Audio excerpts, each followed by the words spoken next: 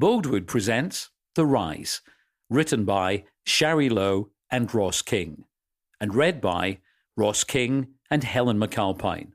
The moral right of the author has been asserted. This performance is owned by Boldwood. About the authors. When a budding radio DJ and actor met a young nightclub manager in Glasgow in the late 1980s, little did they know that over 30 years and thousands of miles later, they would still be friends. Los Angeles-based Ross King, MBE, is a 4-time News Emmy Award-winning TV and radio host, actor, producer, writer, voiceover artist, and performer. King has starred in London's West End, appeared in over 10 movies, and hosted TV shows in the UK, Europe, USA, and Australia. He's also presented countless radio shows and pens a Sunday newspaper column too. In 2018, he received an MBE from the Queen for services to broadcasting, the arts, and charity. Best-selling author Shari Low released her first book in 2001. Since then, she's published over 30 novels, selling over 2 million books worldwide, including the recent hits One Summer Sunrise and The Story of Our Secrets. Shari splits her time between Glasgow and Los Angeles, and wherever she is, she's probably writing the next chapter of a book. Visit Ross's website at www.rossking.com. Visit Shari's website at www.sharilow.com. From Ross, for Davie Johnson King and Isabel King, my heroes, my pals, and my pops and wee Bella, forever in my heart.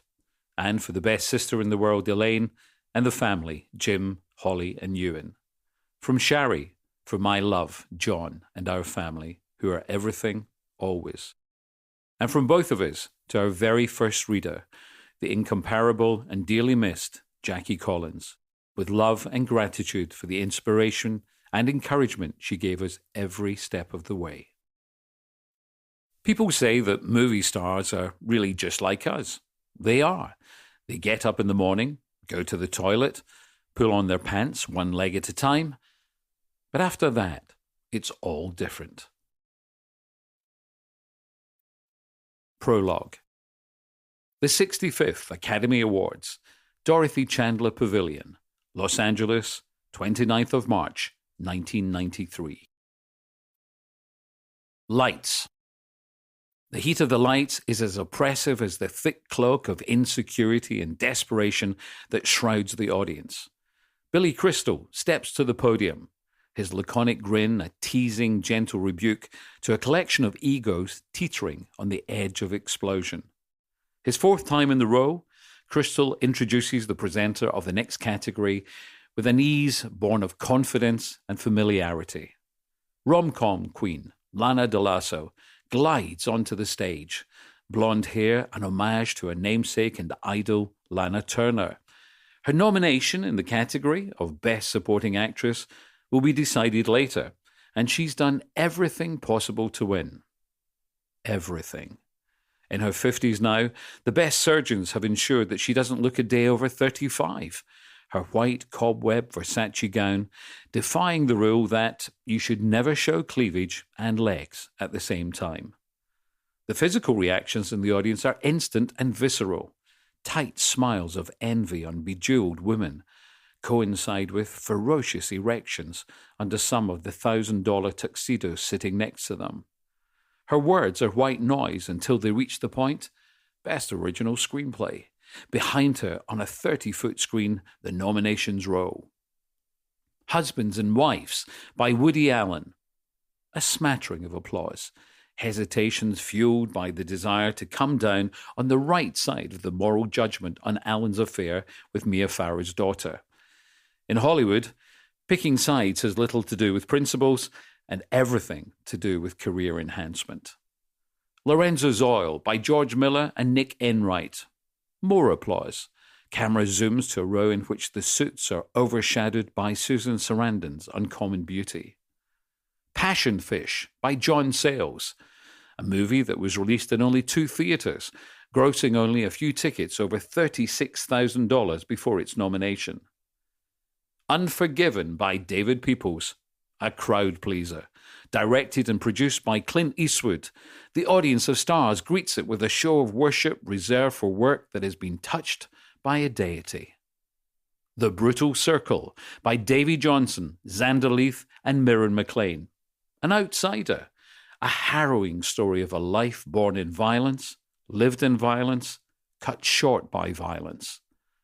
The big screen spans several seats, but all eyes are on the ebullient form of the producer, Wes Lomax, legendary head of Lomax Films, the studio responsible for more million-dollar grossing movies in the last decade than any other. The image returns to Lana DeLasso, reveling in her moment. The same fingers that caressed a very married studio mogul only an hour before now slide delicately along the folds of the gold envelope. And the winner is... Pause.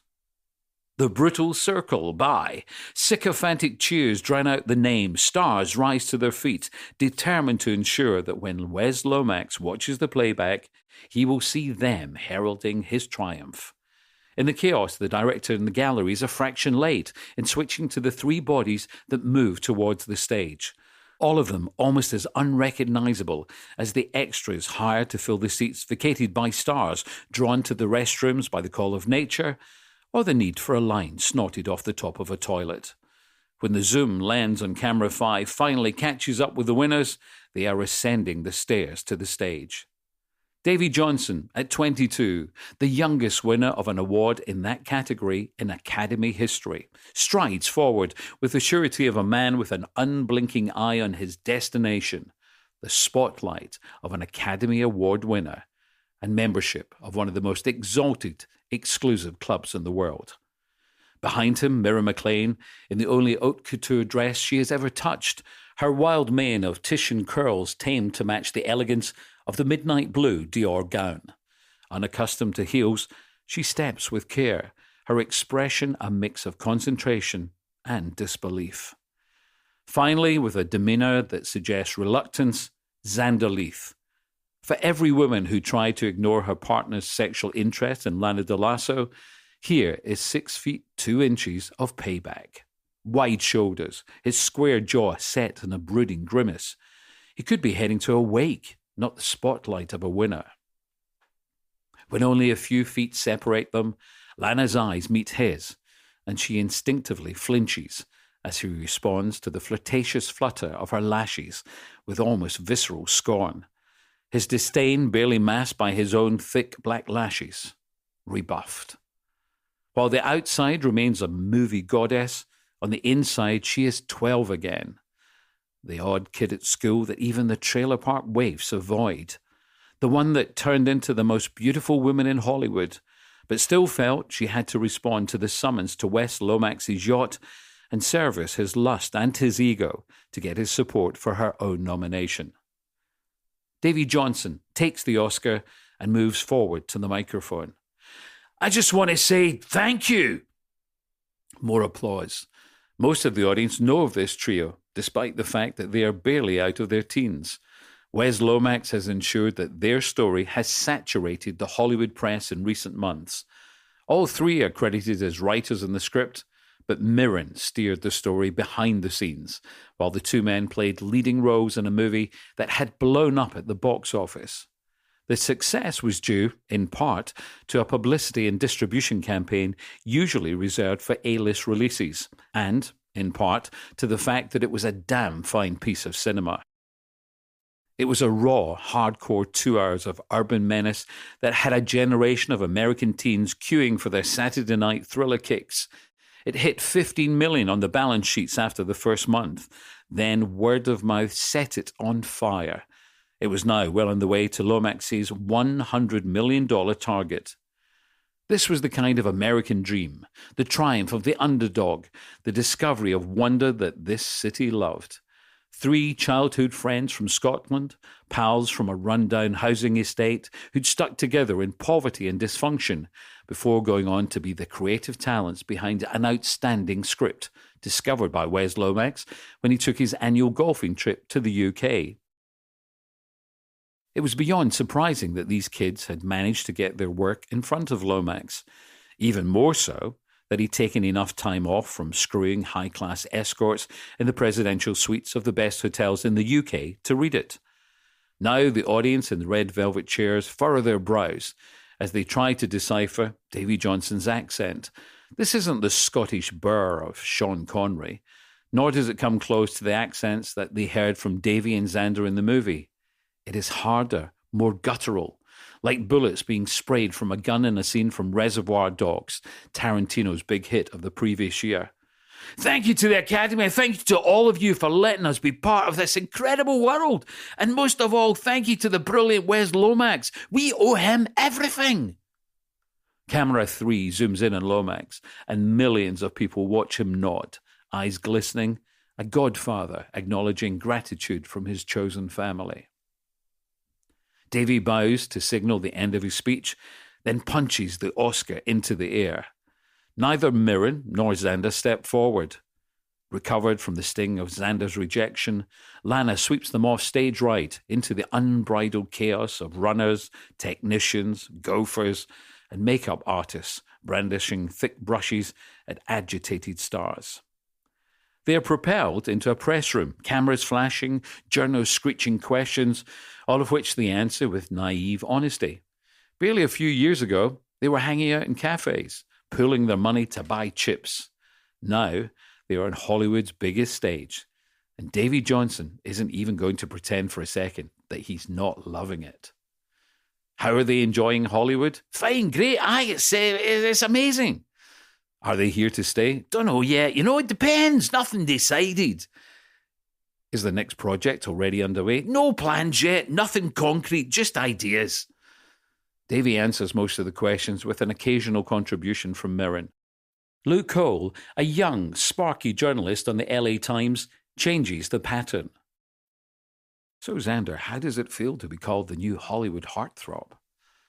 His bashful grin is automatic and conceals the fact that for the second time that night, his eyes flicker with pure contempt. Don't think Tom Cruise is anything to worry about. Oblivious to the underlying sentiment, the press pack laugh as Paulo Leno, Lomax Film's hard-assed head of publicity, sweetly but firmly calls an end to the photo call, determined to minimise the risk of a fuck-up and all too aware that the next winners will soon be arriving on the conveyor belt of achievement. Finally alone, there is a pause as each of them absorbs the last 10 incredible minutes of their lives. Davie is the first to react, throwing his arms around Mirren and squeezing her. We did it! Shit, I don't believe it! As always, his enthusiasm oozes from under his skin. It has been that way all their lives. Davie is the life force, the driven one, the chancer. Mirren is the voice of reason, the one with emotional intelligence, always in touch with how everyone else is feeling, and she knows there's a problem here. Over Davie's shoulder, her gaze has locked with Zander's, dispelling all notion of celebration. She can see the storm that has been brewing for far too long is about to roar with thunder. Davie doesn't get the memo. His first burst of excitement over, he turns to the new Hollywood heartthrob, his lifelong friend, bonded as youngsters by a shared recognition that no one really gave a fuck. Their symbiotic pairing paying no heed to the reality that in the gene pool of life, Zander got height and physical perfection, while Davie got the kind of non-threatening appeal that made women want to ruffle his hair and tell him about their last broken heart. Come on, man, that was incredible. Did you hear them? That was for us. That has to make everything worth it. Come on, man. The desperate repetition isn't lost in any of them. Mirren's teeth clench together as she raises her chin in defiance. She knows there's no point looking for resolution and rapprochement with Zander, and she refuses to show weakness by trying. Her instincts are right. For the last photograph, Zander was asked to hold the Oscar to give the picture editors a range of different images to choose from. Now he tosses it to Davie, like it's a can of Bud pulled from the fridge to wash down a burger. Take it. Davie's reflexes are just quick enough to save it from the floor.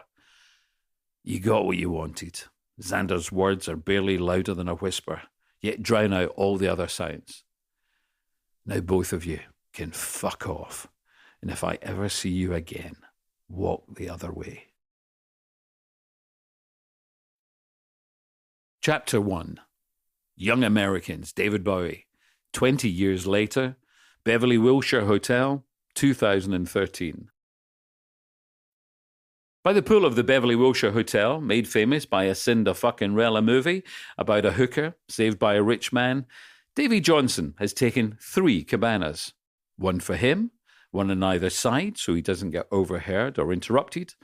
He's wearing linen trousers and a shirt, open just low enough to reveal every perfect contour of his lasered torso. Clothes, pale blue. Every time he wears blue, someone mentions that it brings out the colour in his eyes. Every time he replies, "Oh, really? I didn't realise." Then he goes home and orders 10 more shirts, same shade. As always, he's combining business and pleasure, taking pitch meetings for the next big reality show. He already produces 3 of the top 5 in the ratings. He chose the Beverly Wilshire because it kills 2 birds with 1 stone. If a meeting goes exceptionally well, he's only an elevator away from a California king-size bed. A couple sit down for the 3 o'clock slot. It's the first interview after lunch, and he's had 2 glasses of Pinot Noir. In this postcode, that qualifies him for AA. She's a supermodel. He's an aging rock god. Best hits behind him. They pitch the show. Fly in the wall. Beauty in the beats. Great premise. Shit title.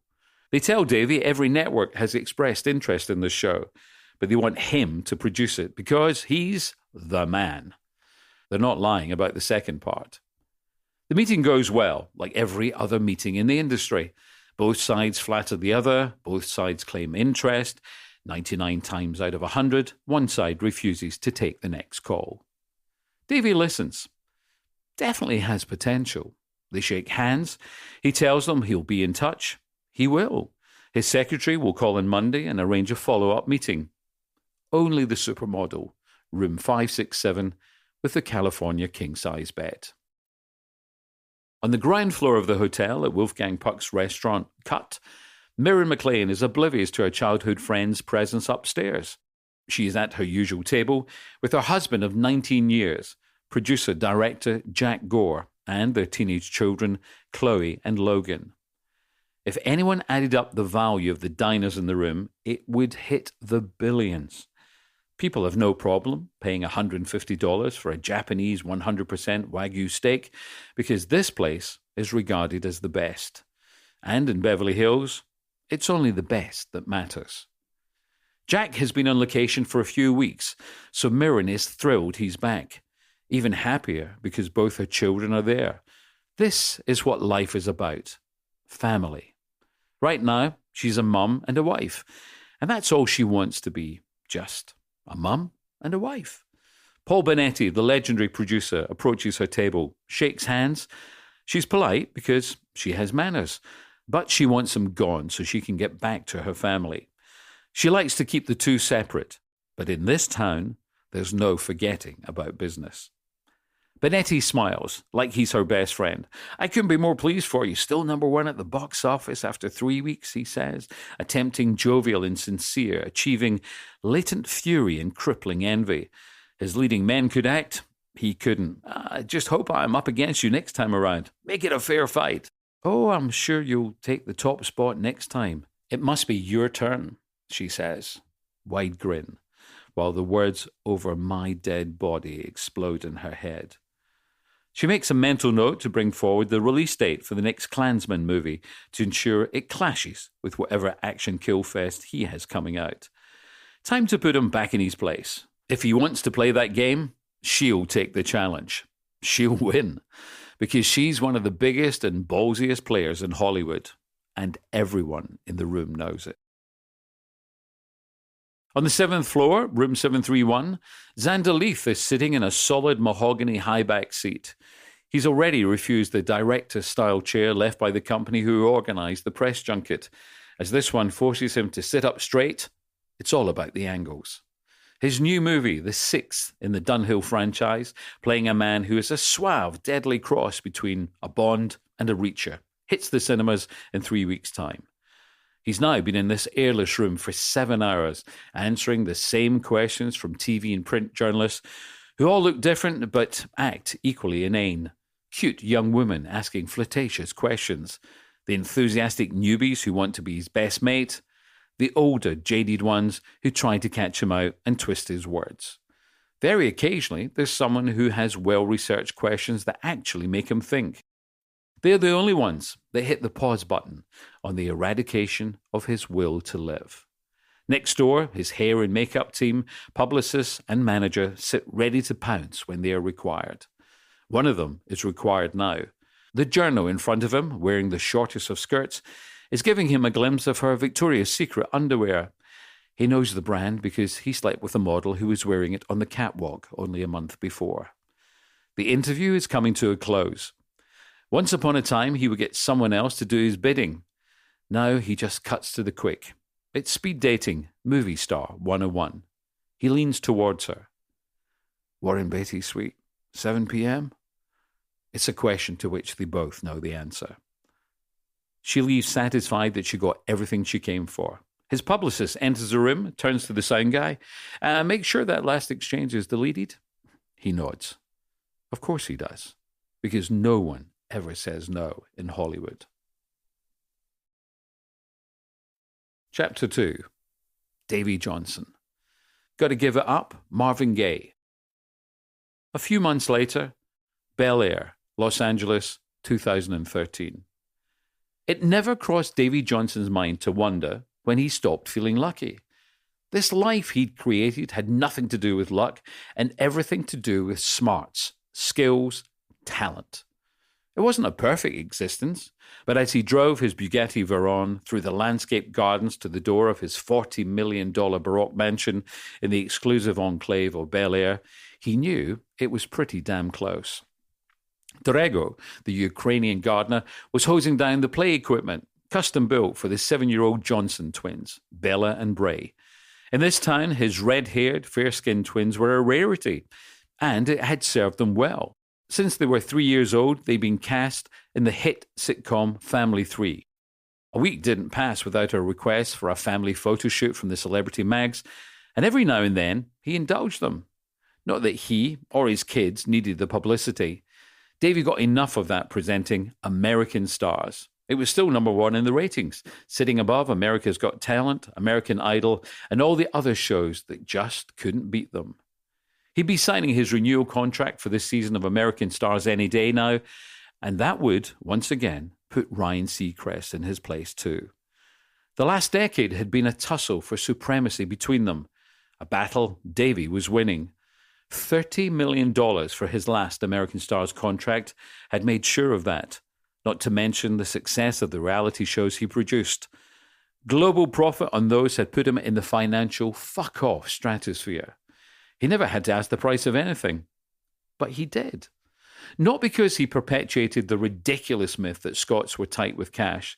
In his experience, generosity was in their cultural DNA. He asked the price because he was smart. Scots invented the telephone, television, the steam engine. Davie invented the most watched shows on the planet. He had American Stars. He had the Dream Machine, a sentimental slush fest that made dreams come true and left no heartstring untugged.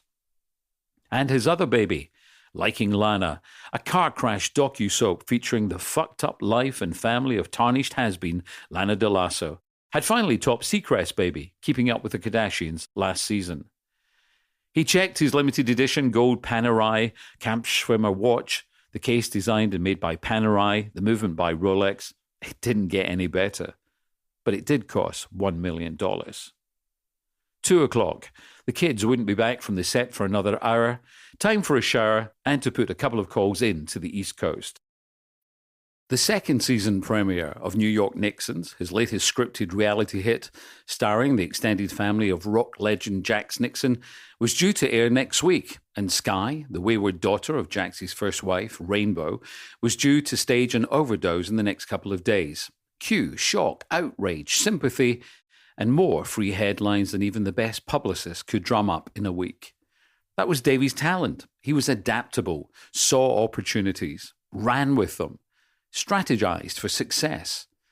When the acting jobs dried up a few years after they won the Best Original Screenplay Oscar for The Brutal Circle, the movie that broke out Mirren as a writer and Davie and Zander as actors, he'd gone right back to the drawing board. That's when he'd spotted the potential in TV and then grafted, morphed, schmoozed to make an impact there. There was a whole new dawn of talent shows just waiting to happen. They'd already stormed the UK market. Davie had sought out Simon Cowell, the man behind them, asked questions, listened, learned. Then he developed his own concept, American Stars, a variation on the UK theme, and taken it to the American networks. They'd commissioned it as a summer filler. To their surprise, it had rocked the country. Massive ratings, massive buzz. Davie had hitched a ride on the bus of wannabes, and it had brought him as much fame, glory, and cash as any A-list actor. And when the era of the reality shows dawned, he was in pole position again, using his own cash to bankroll pilots that became syndicated shows that added more zeros to his bank account. As he opened the front door, he could hear Drago's wife, Alina, singing some unintelligible song in the kitchen.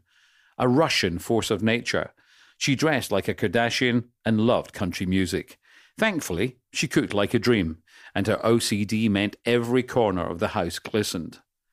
Ignoring the temptation of the aromas emanating from the kitchen, he headed up the left-hand side of the sweeping double marble and glass staircase. No point eating now, especially when he'd skipped a gym session and headed home early. He'd pay for it tomorrow. Clay, his trainer, was a former middleweight champion in the US Olympic boxing team who abided by the only two rules Davie had set at the outset of their partnership.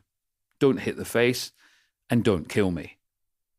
Crossing the upper hallway of his palatial home, he lifted his Prada t-shirt, blue, of course, over his head in readiness for the shower. Still moving, he opened the top button of his jeans with one hand, turned the doorknob of his bedroom with the other. The brush of the white shag-pile carpet muffled the sound of the door opening, giving him a couple of seconds to take in the scene in front of him before the occupants of the room registered his presence. The curve of her back caught his eye first. How many times had he seen his wife's silhouette on billboards and in magazines, and how many other men had fantasized about the perfection of her breasts, her ass, or the legs that went on forever, or the caramel waves that flowed down over her slender frame, or the hazel eyes with flecks of gold that changed colour in the light. When he'd married Jenny Rico nearly 10 years ago, he sometimes found himself lying awake at night just staring, almost unable to believe that he could touch that body whenever he wanted to. Now, from his side view, he could see every contour of her shape as she knelt on the bed, legs open, eyes closed, her head thrown back as her hands caressed her breasts. Lying beneath her, another shape, one that would confuse the TV addicts of the nation. On the screen in the hugely popular cable cop show Streets of Power, these two people were partners, their relationship purely platonic. At no point in the show was his wife being teased to orgasm by her slightly older, more experienced sidekick. The combination of genetics from her Gambian mother and Dutch father had given her flawless bone structure and a waist-length curtain of ebony hair. Darcy J was as exquisite as the woman she was making love to. A sound, once familiar, escaped from his wife's throat, and he paused out of courtesy and curiosity, realizing that she was just seconds from coming. When her gasp stopped, she fell to the side, reaching over to cradle the face that had been checking out her Brazilian grooming schedule only seconds before. "I love you," she whispered tenderly, and, despite himself, Davie winced aloud. The two heads on the bed snapped round, his wife's face creasing into something between quiet amusement and exasperation. Her companion preferred a more vocal demonstration of feeling. "Jesus, Davie, have you never heard of knocking, or were you just so busy getting your rocks off you forgot your manners?" Darcy demanded before switching to a gloating tease of, "Or were you just making a wish that you could join in again?" Davie threw his T-shirt in the direction of the bed as he crossed to his ensuite, aware that there was more than an iota of truth in there. What man wouldn't want a hot threesome with Jenny Rico and her co-star Darcy J? Numbers 1 and 2, respectively, on People magazine's Most Beautiful Women list for the last 3 years in succession. In public, both straight, both gorgeous, both sexy as hell. And both left him in the dust when they changed the terms of their original arrangement. On the opening night of Streets of Power 6 years earlier, the three of them had ended up drinking late into the night in a bungalow at Chateau Marmont. Too many bottles of Dom Perignon had led to clothes on the floor and a sexual experience that came pretty close to heaven. It wasn't the first time he and Jenny had played around with a female friend, but as the weeks passed, the two women developed a relationship that went far deeper than getting messed up and indulging in some girl-on-girl for fun, and he was no longer invited to the party.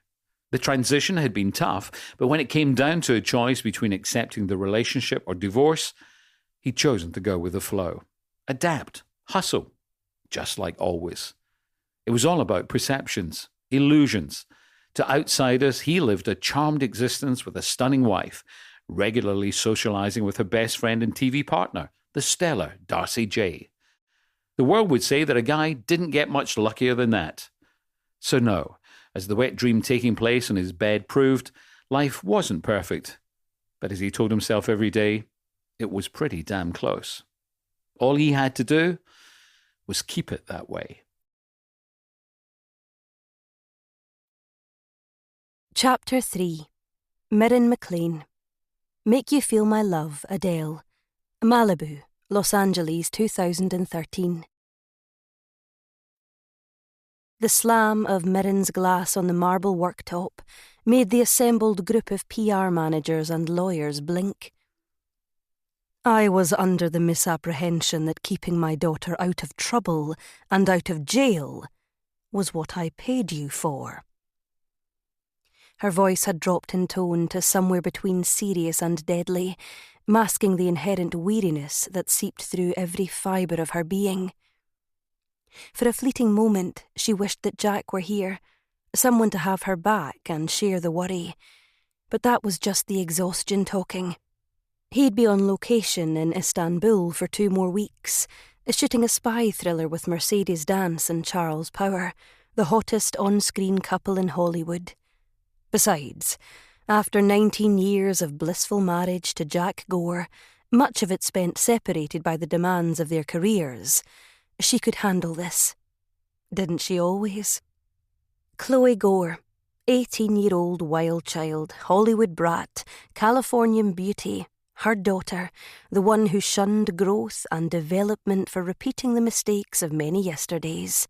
Not even legally old enough to drink alcohol, yet despite Mirren's desperate interventions, her daughter still managed to fill her days and nights with drinks, drugs and trouble.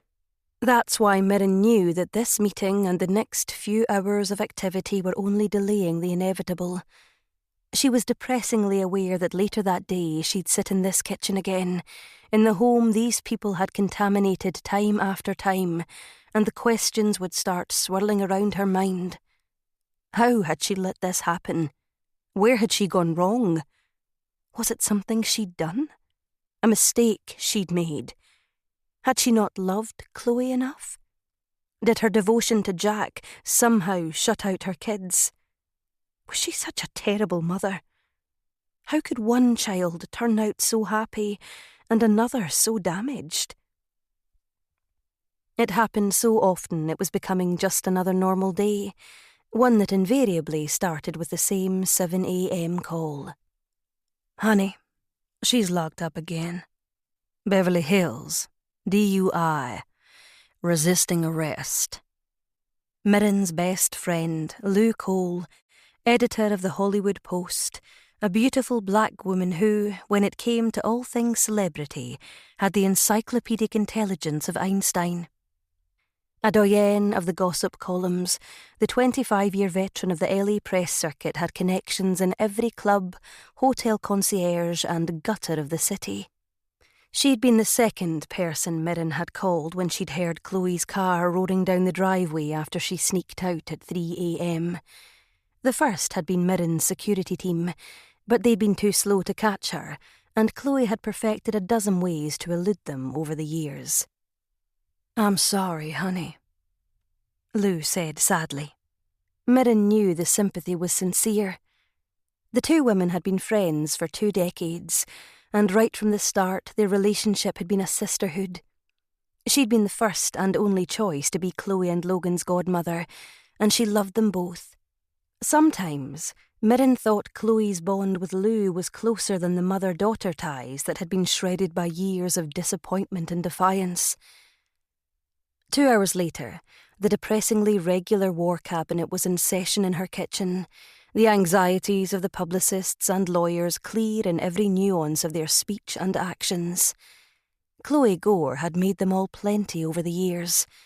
A dozen arrests, a couple of short-term sentences, and more incidents requiring damage limitation than any of them could count. Strategy agreed. They made their way to the courtroom for a 10 a.m. appearance. Mirren thought she caught a look of empathy as Judge Leighton Hamilton took his seat, and had a vague recollection of reading about a sting involving his teenage son, a tabloid magazine, and a large bag of Colombian snow. When Chloe shuffled in, she avoided eye contact, kept her gaze on the floor, her lids swollen and ringed with dark shadows. Mirren was desperate to reach out to her, to stroke her tangled hair, but there was little point. She'd tried the love bomb approach, and it had been every bit as unsuccessful as the harsh rejection of tough love she'd tried next. As the case was set out by a couple of expensive lawyers in Armani, Mirren zoned out, wondering if the crowds had started to form outside yet. There would be the usual paps, and then there would be the idle curious with their camera phones at the ready. That was the problem. Everyone these days was a potential videographer, telling stories all over town, recording snapshots they might be able to flog for $100, or if they got really lucky, $100,000. They would be out there, waiting, calling their friends. Perhaps, just like last time, a rumour would already be sweeping the city, claiming that Chloe's brother Logan Gore was inside supporting his sister, and 1,000 teenage boy band fans would be outside right now chanting his name. The noise of the gavel interrupted her thoughts, and she listened as Lou leaned forward from the row behind. Mandatory rehab. Under the circumstances, that was the best verdict we could have hoped for, darling. Only when she was being taken out of the courtroom did Chloe raise her eyes to meet Mirren's. The emptiness was harrowing. Nothing. Nothing there at all. Any sign of the little girl she'd adored had been snuffed out by her cocktail of choice, Xanax and Coke. "Want me to come home with you?" Lou offered. Mirren shook her head, causing some of her curls to come free from the grip that held them in a loose chignon. Physically, 20 years in Hollywood had changed her very little. She was still as slender as she'd always been, with just a few crow's feet belying the passage of the years. She put it down to yoga, silk peel and oxyjet facials, and the skills of Dr. Romaine, the dermatologist who was on speed dial for half the stars in town. No trout pouts or G-forced faces there, just small tweaks, natural work that gently took the years off without leaving a trace of a needle or a laser. "Thanks, but I'm fine. I need to get organised. We start shooting next week on Klansman 5. Her other love, the Klansman. He'd come along right after the Oscar, when she realised that millions of American women got their rocks off at the thought of those mythical, bare-chested, kilted heroes of Scottish historical fiction. The Klansman had been her first novel, penned almost 2 decades before, when she'd cocooned herself in a tiny Santa Monica apartment during her first year in California. A bestseller, it demanded a sequel, then another. 10 years after she'd written the first book, Mirren wrote the screenplay and persuaded a small studio, Pictor, to buy it. That studio backed a winner. Klansman was now a brand that encompassed novels, merchandise and movies. On Klansman 2, Mirren had persuaded the growing studio to allow her to make her directorial debut and give her production credit. Now Mirren McLean was writer, director and producer on every movie in a series that was a global sensation. She was now one of the top female earners in the town, rich in everything except maternal satisfaction. As the courtroom began to clear, Lou leaned in and whispered in her ear, Can I come and leer at Lex Callahan's pecs? Come on, throw an old broad a bone. I can be there any day you like. Lex Callahan. He'd been playing the Klansman since day one, and his fans were a legion that included her best friend. Mirren's eyes narrowed. Lou, that's a totally inappropriate thing to say. We're in a court, for God's sake. And he won't be half naked until week 2. It was impossible to resist. The humour of their friendship had got her through so many tough moments in the last 2 decades. Miss McLean, there's quite a crowd outside. My men will see you to your car. She smiled in thanks to the sergeant, a tall, handsome guy with the lean, muscular build of an NBA player who looked much younger than his rank suggested. It wasn't lost on her that this was the type of man she would want for her daughter. Strong, streetwise, employed, focused. Was it too much to ask? As good as his word, the sergeant got her out of the building. There, they were joined by another 4 officers. There was a myth that every officer in Beverly Hills was also a member of the Screen Actors Guild. Looking at these guys, Mirren would hedge her bets that it was only the 3 with the buffed fingernails. They almost got to the car. Almost. Later, she wouldn't be able to remember the paparazzo's face, only the voice. The next morning, sitting back at that kitchen table, whiskey in her glass, watching the sun come up over the city, the eternal reel of doubt over her skills as a mother and wife had been replaced by a recurring loop of the words she'd heard as she left court. Mirren! A vaguely familiar photographer had shouted as she passed by. Do you have any comment on the rumours that Jack is having an affair with Mercedes Dance? She hadn't reacted, aware that it was a common ruse to get a reaction, one that would sell pictures to news desks across the country. An old trick. It meant nothing. Move on, people, nothing to see here.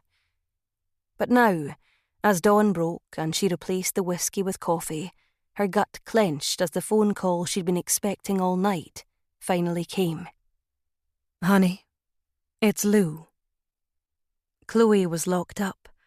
Only an hour before, Logan had sent a text saying he was just about to go on stage in Miami. So there were only 2 things that Lou could have discovered that would warrant an early morning call and inject such dread and despair into her friend's voice.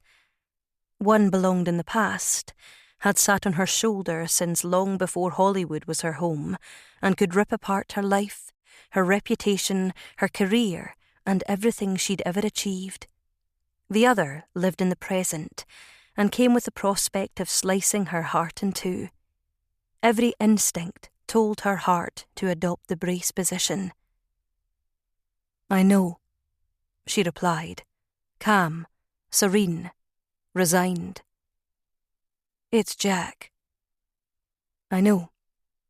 And Mercedes. I know. Mirren, she's pregnant. The pain exploded inside her. Her career, her reputation, and her achievements remained untouched. This was much, much worse. Her heart began to bleed. Lou broke the silence. Do you know what you're going to do? Mirren could only manage a whisper. Yes. Chapter 4. Zander Leith. I still haven't found what I'm looking for. You too. Malibu, 2013. The curvy, 50-something nurse trundled towards him, brandishing a cup from the coffee house down the street.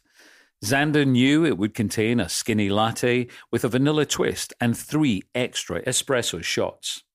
His caffeine overdose of choice.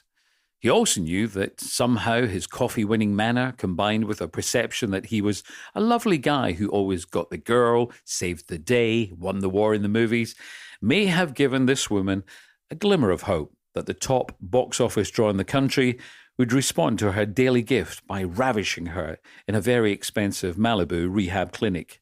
sometime between group counselling and having his pee tested to ensure he hadn't discovered a way to smuggle in a bottle of JD.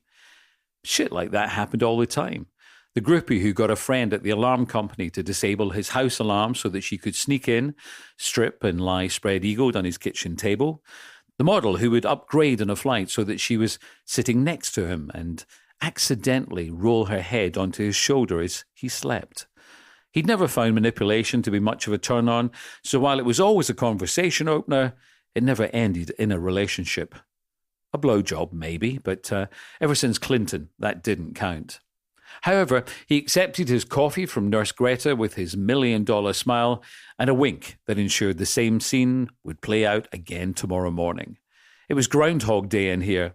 Same walls, same people, same shit for weeks now.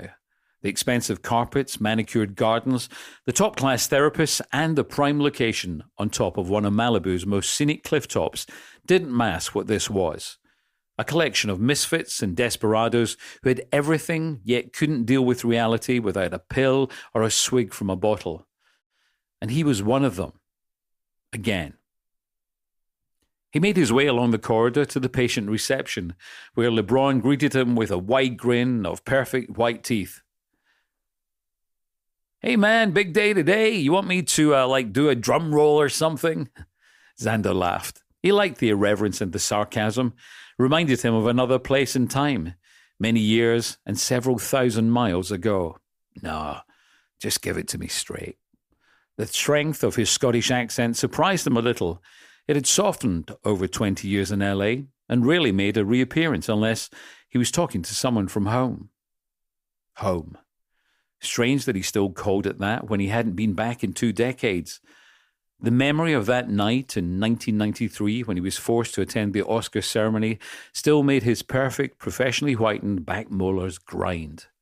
His thoughts were cut short by LeBron handing over a telephone with a flourish and a cheeky bow. His weekly phone call.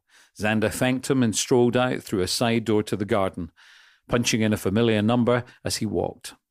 Last week, he used it to call his PA, Holly. This week, it was to the only other person in the world who gave a shit. The call was immediately answered. "Yeah?" "Wes, it's me." "Hey, bud, how you doing?" Zander could picture Wes Lomax reclining in his $10,000 calf-hide chair, cigar hanging from his mouth, much to the disgust of the anti-smoking lobby, who wanted an immediate death penalty for anyone who sparked up in this town. "You tell me," Zander replied, aware that the clinic management sent a daily report to the head of the studio and the insurance company that were underwriting his next movie. It was standard practice for all productions to have a safety net. The policies were expensive, but they paid out for delays and shutdowns caused by freak weather, terrorism, and actors going off-grid. Zander had become high risk. One more strike and they'd start withholding a percentage of his salary as collateral against another incident. The next level above that was uninsurable. If that happened, his career was over. No one would touch him. When Robert Downey Jr. was in the depths of his chaos, the insurance companies refused to back him. His career was only saved when Mel Gibson stepped in and paid an insurance guarantee to allow him to work on The Singing Detective. Ironic. One hellraiser saves another. "Hey, they say you're doing great, son. Spoke to the insurance company yesterday. They want one more week. Publicity are saying that public opinion is still with you, that Entertainment Tonight special really helped. Legal have made the charges go away, and shooting starts in a fortnight. So we're looking good." Another week. He supposed he should be grateful. The blowout had been spectacular. A combination of Jack Daniels, a reality show prick who crossed the line, and the kind of beating that no stunt coordinator could fake. Zander's hands had healed, and no doubt a large check from Lomax had helped the wounds to the Z-lister's body and ego heal real quick. He was lucky he wasn't in jail, but the insurance company had been unequivocal in their insistence that he go to rehab before they'd back his next movie. The 7th in a spy series featuring Seb Dunhill, an MI6 operative who could kick Bond's ass. Bourne went to 4 movies. Die Hard was at 5 and Rocky at 6. And number 7, Dunhill didn't quite match Bond in numbers, but it blew the other action franchises away at the box office. That bought Zander Leith a whole lot of leverage and understanding. So it was back to the 5-star all-inclusive package and Life Reborn, the finest rehab in town. He knew the drill. It wasn't like this was the first time. Hanging up with a sigh, Zander lit a cigarette, the smell blending with the scent of the flowers that bloomed in shades of white all around him. It was like drying out in a freaking morgue.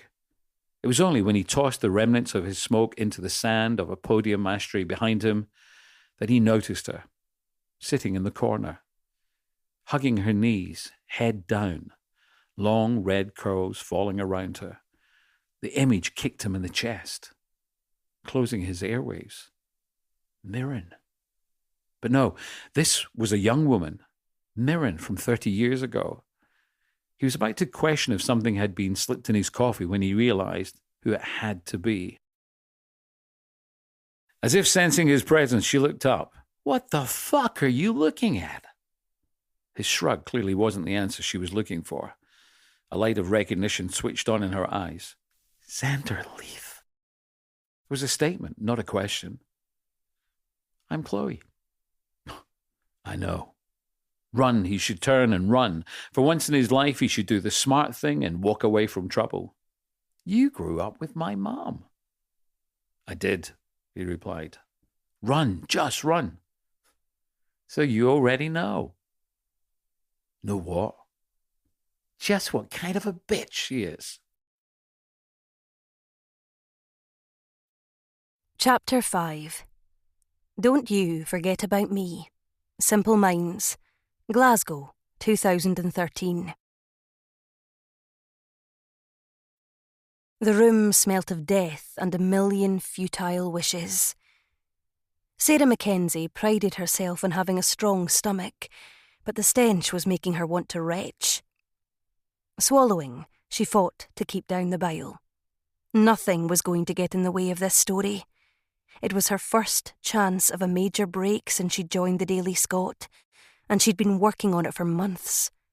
Manny Murphy, Glasgow gangland crime lord, a giant of a man and a legend in this city.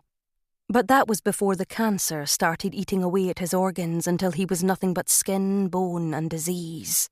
Now in his 70s, he was bedbound and totally reliant on the nurse his sons paid for to assuage the guilt that they knew they should feel for stepping into the old man's shoes and walking in the other direction. His young, gold-digging wife had left him, and not one of his 3 boys had been near his home on the outskirts of Croft Hill, the area in the east end of the city where Murphy had been born and raised. The press called the streets of this dilapidated housing scheme urban deprivation. Not Manny. His home had once been owned by the council, but he'd bought it from them and built a fortress around it. Gates, fences, security systems. But it was the people in this area that were his biggest protection. Nobody got in or out without Manny knowing about it. This was his haven, and he wouldn't go any further afield until they took him there in a box. His sons belonged to the new Glasgow, the side that left Croft Hill and the other scars of the mean city behind. The glittering shopping centres, the world-class restaurants, the architecture, there for hundreds of years, now appreciated for its historic splendour. The commerce, the culture, the fashion, the forward-thinking buzz. That Glasgow was an extraordinary city, a dear green place, somewhere to belong. A city of ambition, aspiration, humour and hope. Not that his son's desertion was a great loss. Manny was never slow in telling any audience what a disappointment his offspring were. All of them too impetuous, cardboard gangsters who thought they could throw their weight around without the intelligence to back it up. Where were their plans? Where was their class, their long-term strategies? Not like it was in his day. Back then, the territories were marked and everyone knew where they stood. Now it was all about a fast buck and no thought to the future. Coke. That's what his boys were into now, running it up from Liverpool in the back of fruit trucks. Ironic. He'd heard the rumours that all 3 of his spawns were using the drug as one of their 5 a day. He told Sarah all of this on her last visit. 3 times she'd sat here now, and so far there was nothing she could write about without ending up sued or dead. Patience. Wasn't that what her editor always told her she needed? Patience. Quick reactions on the daily stories, patience on the long shots. She'd spent months on this now, setting up the meetings, bribing the nurse, getting Manny to agree to speak to her, determined that he was going to give her the story that would make her career, put her on the map. At 25, it was time to prove she had the grit that was needed to make it in newspapers. If only the old bastard would tell her something she could use. For the last hour, he'd been banging on about a post office job he'd carried out in the late 1980s. None of what he was telling her was new. He hacked up some phlegm and wiped his face with the sleeve of his black silk pyjamas before continuing. The whole crew got 10 years, except me and John Leith. Sarah almost missed it. On the face of it, nothing in that last statement jumped out. Manny's ability to dodge justice was the stuff of urban legend. He'd already moved on to the next anecdote when something niggled. Perhaps it was the fact that in all her research she'd never come across John Leith. Perhaps it was the unusual surname, made famous by one of Glasgow's most loved exports. Something made her stop Manny mid-flow. John Leith? Manny paused for a moment, as if rewound straight back to the memory of a long-ago time.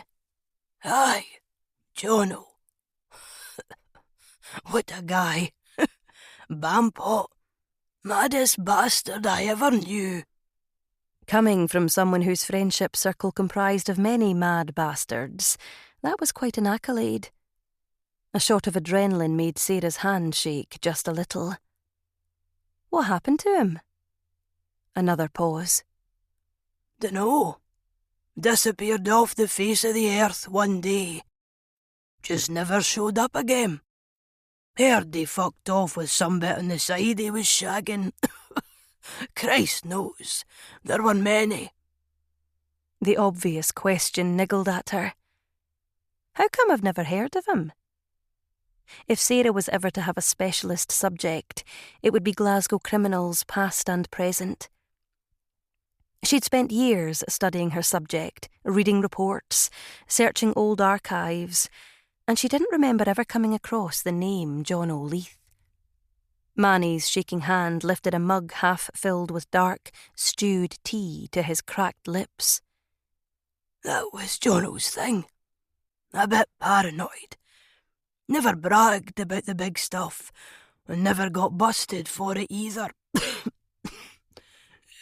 Stayed out the papers, and there was none of that internet pish then. No, Jono kept it all quiet and tidy. The police knew him, but they could never tie any of the major stuff to him. Fucking Teflon he was. That could have been the conversation stopper if the journalist in Sarah, trained to keep asking questions until she got something she could use, hadn't gone for a stab in the dark. Leith's a pretty unusual name around here, though. Don't suppose he was any relation to Zander Leith? Her self-conscious laugh broadcast the message that she realised she was being ridiculous. Zander Leith was a local hero, one of the famous movie trio who'd left the local streets and conquered the world. Zander Leith, Mirren McLean, Davie Johnson. Megastars, with more column inches and interviews than any other Scottish export. Hell, Gerard Butler and Ewan McGregor didn't even come close. If Zander was connected to a shady figure, surely it would have come out long ago. Nah, there was no way she was on to anything here. Zander. Manny's tongue rolled the word around for a few moments. You mean the bloke in the films? Sarah was embarrassed. She'd known it was stupid. Too much of a leap. Manny would think she was a complete imbecile now, and she wasn't rushing to disagree with him. Aye, Hen, that's him. Back then he was just wee Sandy. And aye, Jono was his old man. Chapter 6. Walk This Way, Aerosmith. Davie made his regular morning pit stop at the Nespresso Boutique on Beverly Drive. It was the Rolls-Royce, the private jet, the Gucci of the coffee world. It was the only place to be seen to recaffeinate. Davie bypassed the outdoor patio and went straight for the product. There were 21 choices of gourmet Grand Cru. His was strong, black, and fast.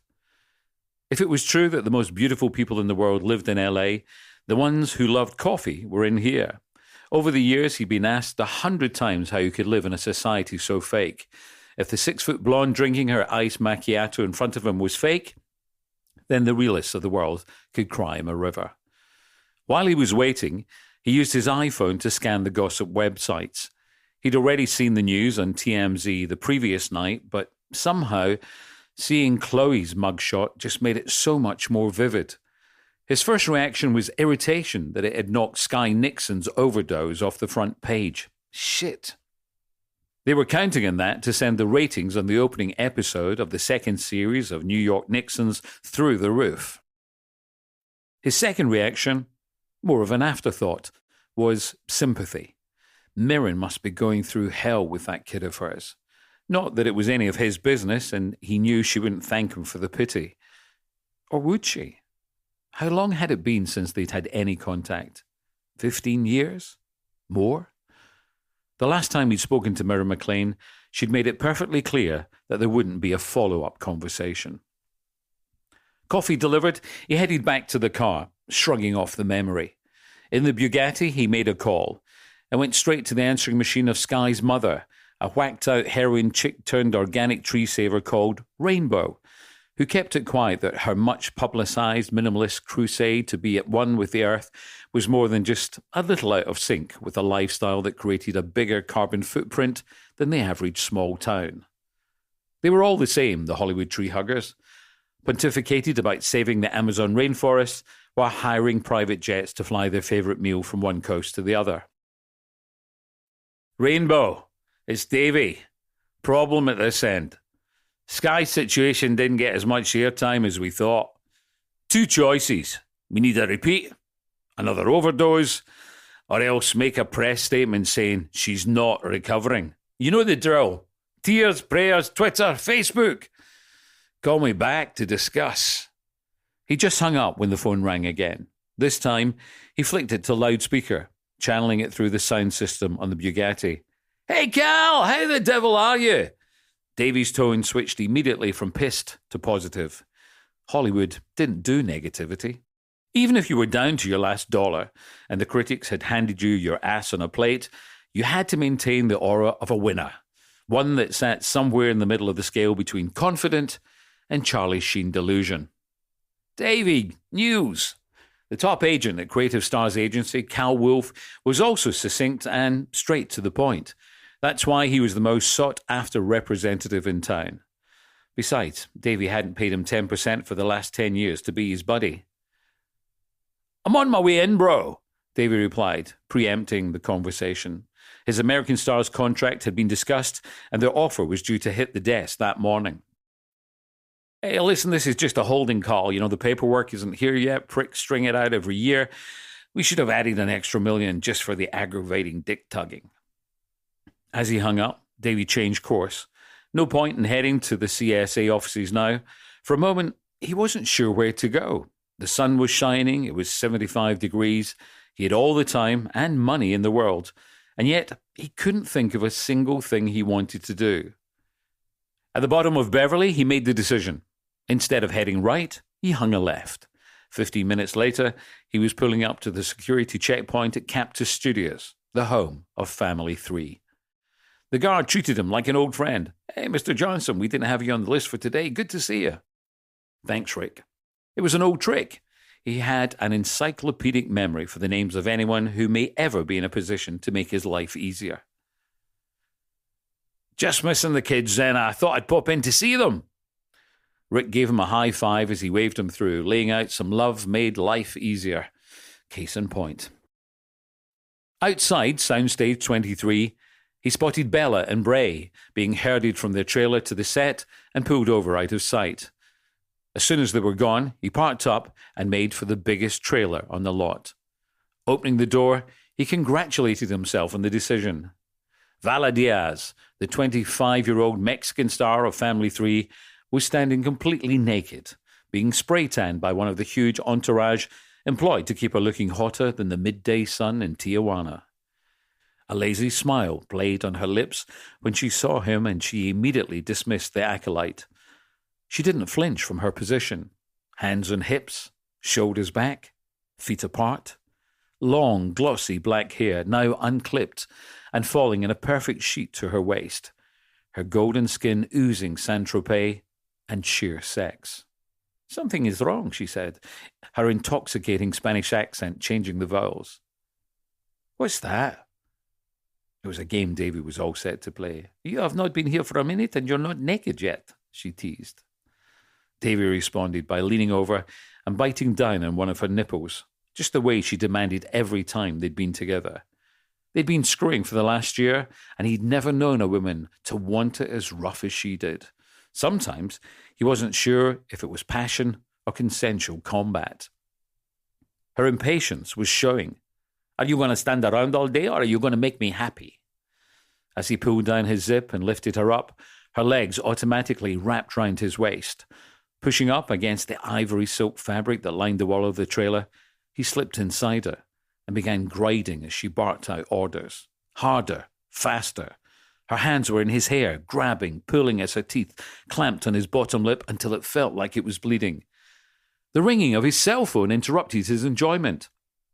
Taking one hand off her ass, he reached round to his back pocket and extracted the phone, immediately recognizing the tone that was allocated to Cal's number.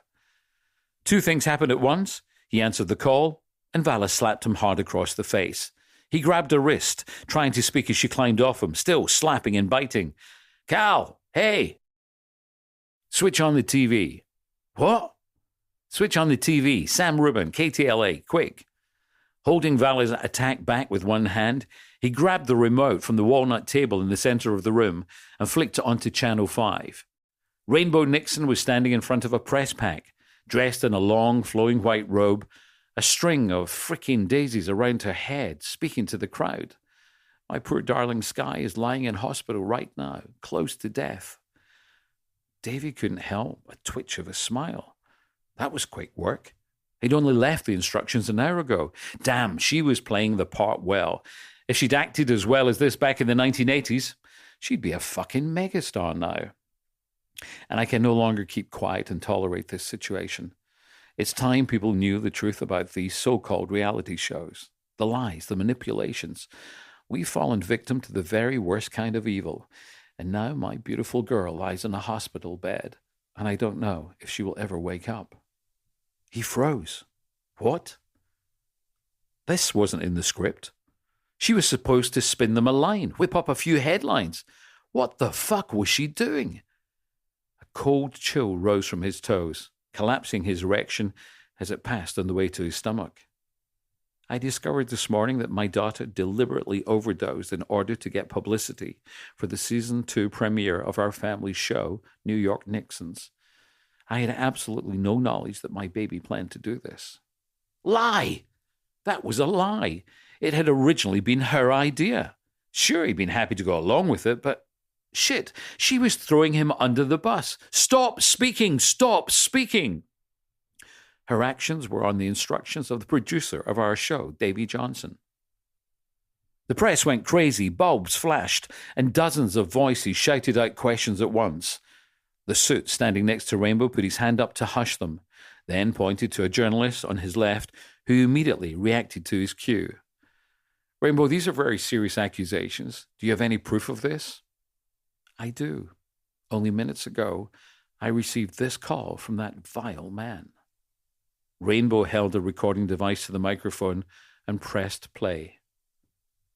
Davie froze, paralyzed, mute, his entire brain hijacked by an internal voice screaming, "No!"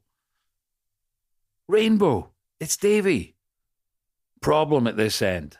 Sky situation didn't get as much airtime as we thought. 2 choices. We need a repeat, another overdose, or else make a press statement saying she's not recovering. You know the drill. Tears, prayers, Twitter, Facebook. Call me back to discuss. Holy fucking shit. Vomit rose from his stomach, making his esophagus twist so tight it felt like he was being suffocated. No breath, no air, no strength in his legs. He sank to his knees. This was bad. Really bad. A life changer. His phone fell to the floor, and somewhere in the distance he could hear Cal say his name. He grabbed the handset and pummeled it with his fist, intending to switch it off, smash it, anything to make this stop. Instead, he heard the modulated tones of his answering machine. First, new message. His assistant's voice joined the cacophony of noise exploding in his head. Hi, Davie, this is Georgia. We've had an interview request from a journalist called Sarah Mackenzie at the Daily Scot. I know you love to keep your profile up in the UK, so shall I set up a date? She wants the focus to be your life back in Scotland, growing up with Zander Leith and Mirren McLean. Oh, and she said something really weird, something about wanting to meet the families the 3 of you left behind. An echo. The families the 3 of you left behind? Davie Johnson's world faded to black. Chapter 7. Fake. Alexander O'Neill. I never meant this to happen, Mirren. Oh, dear God. She was in cliché hell. Any minute now, he'd tell her he hadn't meant to hurt her. And I never meant to Stop. Which bit did you not mean, Jack? The bit where you shagged her? Or the bit where she accidentally got pregnant with your kid? Yes, she knew she'd switched from cliché to dialogue straight out of an afternoon soap opera, but she obviously hadn't read the manual on how to deal with a husband of 19 years who had just ceremoniously shafted your life. They were standing in their indoor kitchen. There was an outdoor one too, but that was more functional. This was her dream room, every item hand-picked. The red lacquer La Cornu Grand Palais range cooker, copper sink, hammock or juicer, Mugnaini pizza oven, and the Mengini Aridamente fridge in solid oak, a contrast against the hand-painted scarlet solid wood doors on the cupboards and drawers. The white marble worktops glistened under the rack of spotlights overhead. In the corner, a turret, her own addition, accommodation for a semicircular booth that had been the backdrop to years of family dinners, homework, and long nights at the laptop. They'd planned and built it with no expense spared, because they'd wanted it to last a lifetime. Shame she'd had to find out that he didn't have the same view on monogamy. Looking at him now, Mirren thought she'd never seen a man look so utterly pathetic. Jack Gore was from the Liam Neeson school of manhood. Tall, broad, with a naturally muscular, lean physique, and a face that was undoubtedly attractive, but stopped just a shade on the craggy side of movie star handsome. It had always been obvious that Chloe took after her. Same hair, same features, same smile. Logan had his father's blonde hair, wide grin and deep blue eyes, yet somehow they were proportioned slightly differently, giving her son an all-American cuteness instead of his father's rugged appeal. He was still speaking, but she wasn't listening. For the first time in many, many years, she wanted to physically hurt someone, to smash his face until it was pulp. In all her married life, she could never have comprehended feeling this way about him. Jack, her easy-going macho husband, the one who could walk into any room and make her instantly feel at ease because he was there. That wasn't the guy who was standing in front of her now. This one was needy, weak, pitiful. You'd just been so busy and... Don't you dare blame me. Her voice was low and edged with pure ice. Don't you dare, she repeated, stopping there, biting back the urge to justify herself, to rhyme off the contributions she'd made to this family. She'd brought up those children while he travelled the world working on movies. She'd run the home. She'd forged a career that made more damn money than him.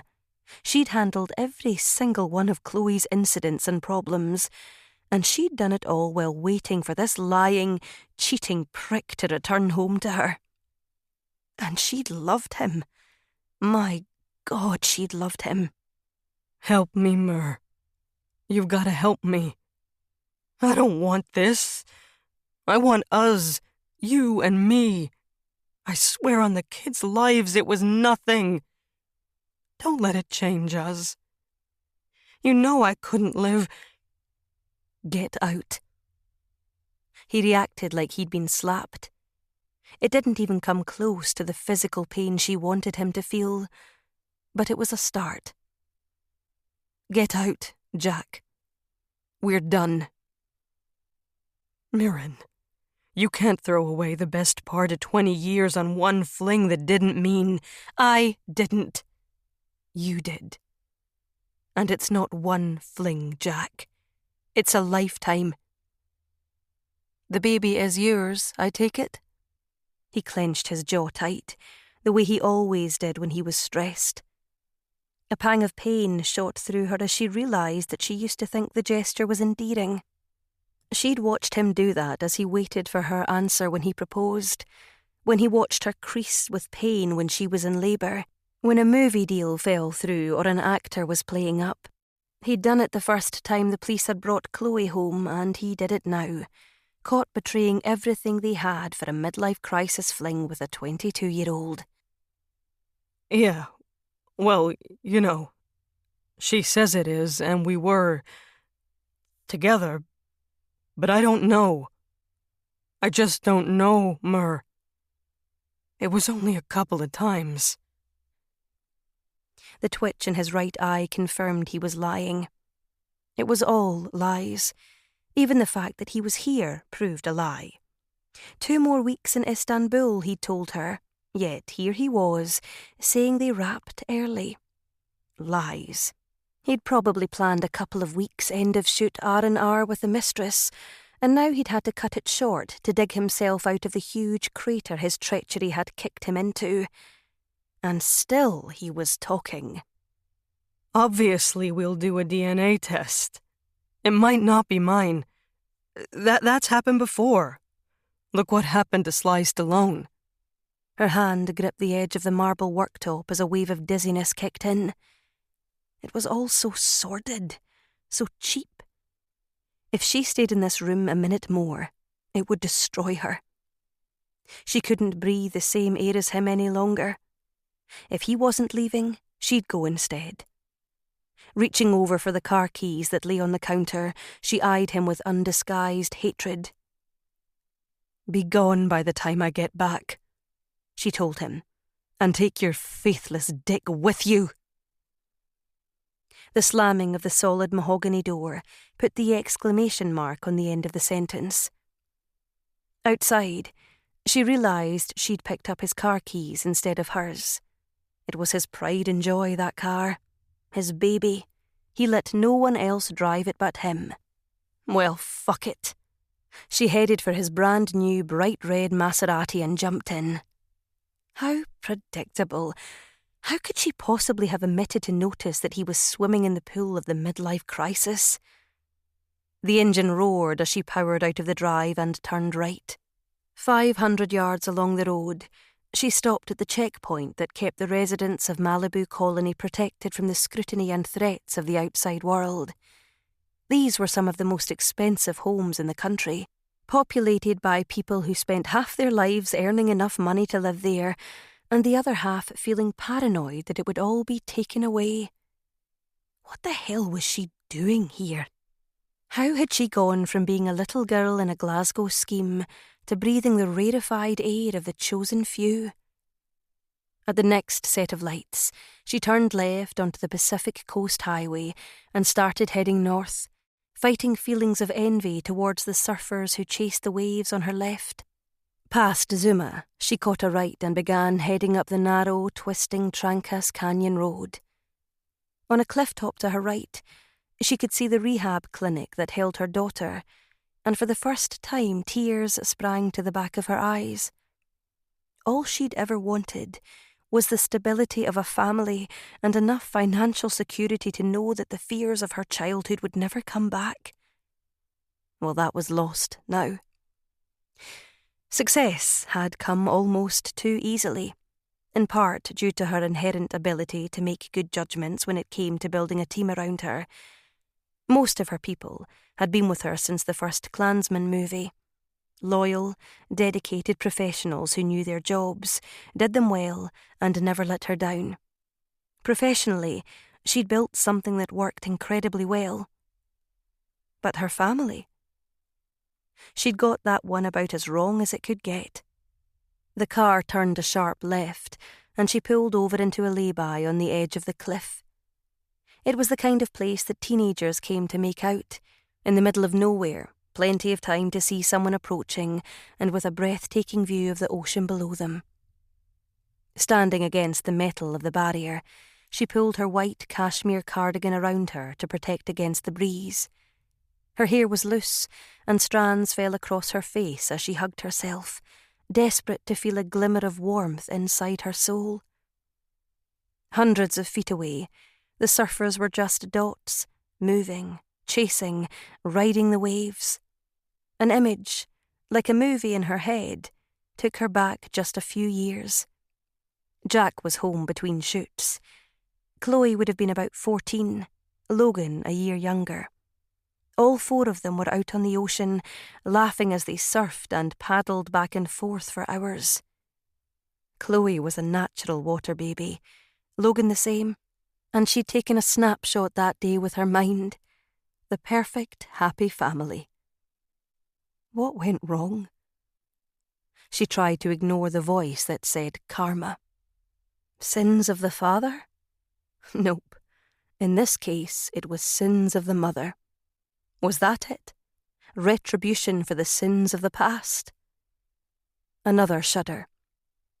She realised that it came with a vibration in her cardigan pocket. Pulling out her phone, she stared at the text on the screen, trying to decipher the words as if they were written in a foreign language. Mirren, it's Davie. Got your number from Cal. Need to talk about Glasgow. Urgent. Karma. Coming back to get her. Suddenly, Jack and his betrayal paled into insignificance. This could be worse. Much, much worse. Davie belonged to another world, one she'd escaped from. If the truth about her past came out, it would be over. Not just her marriage, but the life she had built. Maybe it already was. She would never return that call, would never reopen that door. It was behind her, and there was no going back. Only forward, even if she had to walk by herself. In fact, right now, that was exactly what she wanted to do. Mirren McLean returned to the Maserati, started the engine. Her cheating husband's favourite possession rolled